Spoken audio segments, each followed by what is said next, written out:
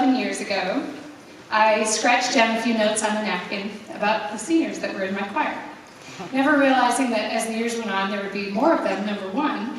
Two, that I would be older and not be able to remember all the things that I thought I could. And three, that after 7 years with them, I'd be much more attached to them than I realized. So here I am yet again. I will apologize in advance that every year I turn into a big mess, so I'm sorry. I've tried to really fight it off, like this year I'm not going to cry, but I've finally just given in and realized it's going to happen, so I'll apologize in advance. As I call out each senior, I'm going to go through the whole list of them, and if you'd save your applause until the end, that would be fabulous. Athena. Thank you for emailing me epic pieces of music to listen to. I especially love when you send me a choral piece by Eric Whitaker and tell me that is your jam to help you get through your homework. Thank you for having sandwiches, for dancing around to music, for sharing your incredible excitement the first time you saw the ocean, for your kindness, leadership, and attention to detail. I can't wait to see what you will do combining your love of music and medicine. As you know, music is most certainly medicine for the soul. Already. And as we are also finding out, music is medicine for the body and the mind. Thank you for the thoughtful gifts and the beautiful letters you've given me. And just so you know, I absolutely sang "I've Had the Time of My Life" in my head as I read your letter. Sam. When Miss Mariachi told me that you had a beautiful tenor voice, you can imagine that I immediately started plotting how to get you into choir. You mentioned recently that you wish you could have sung in Italy the way that you know how to sing now. While I understand that, I hope you remember it's one of the greatest things that can happen to you, to be inspired and pushed beyond what you think you're capable of, and then to find out later, with time, work, and effort, that you can surpass your own expectations. Remember that it's all worth it, all the effort. The payoff is amazing. You continue to show your many talents of playing guitar, being a recording guru, and always being able to pick out all of the little things that need to be worked on, even to the smallest detail. Thank you for the notes that you've left on my computer or on my desk.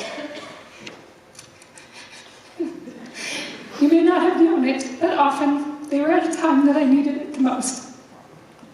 Sierra. One of my favorite moments with you was when you came rushing into my classroom at lunch, out of breath and so excited, to tell me that what you thought we should do at the end of a song we were working on. Before I could even agree or disagree, you went on rapidly to say, "But if you don't want to do that, I completely understand, and that's okay too." Without another breath, you ran right back out the door.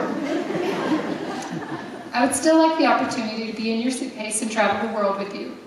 If I do, I promise that I will not wake you up after 9 p.m., like the many, many times I had to do for room checks on the choir trips. Your fierce determination is something I admire immensely, and is evidenced by the fact that you are here tonight, after having your wisdom teeth out just this morning. Madeline. I will miss the days of coming into my classroom to hear you playing Chopin on the piano. In fact, I wish you would have done more of it.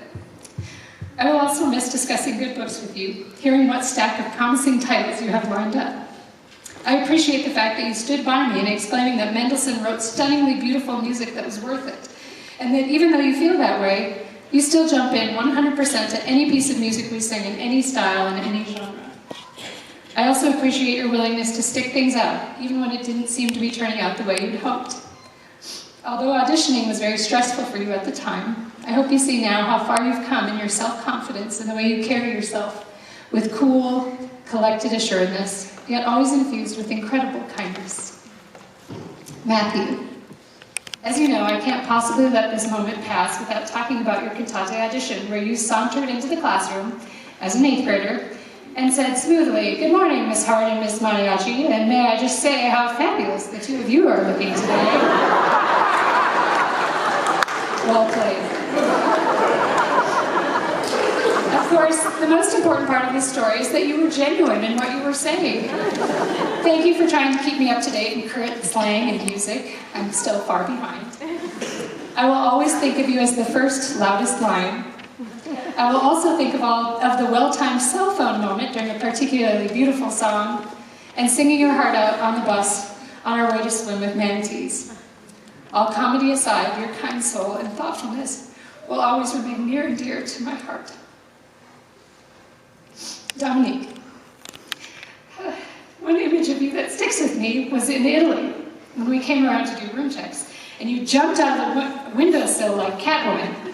Now, parents, if you're afraid to hear about what happens on trips, I can assure you it was a really large windowsill with no chance of her jumping outside on the other side. Anyway, that's when I started to see your inner superhero. The other time was when I saw you talk back to your dad, with a fair amount of attitude and no fear, and frankly, I'm afraid of your dad. Sorry, Steve. When you were a sophomore in treble ensemble, I started to hear that you were one of the altos really holding your part. The extra time you put in with me to prepare for auditions showed your hard work and dedication to achieving whatever you want to do. Watching you sing a solo this year at Spaghetti and Serenades with such poise and grace was an incredible moment, culminating how far you've come and believing in yourself. Trent, I will never forget spending one of my birthdays at middle school All-State with you in Los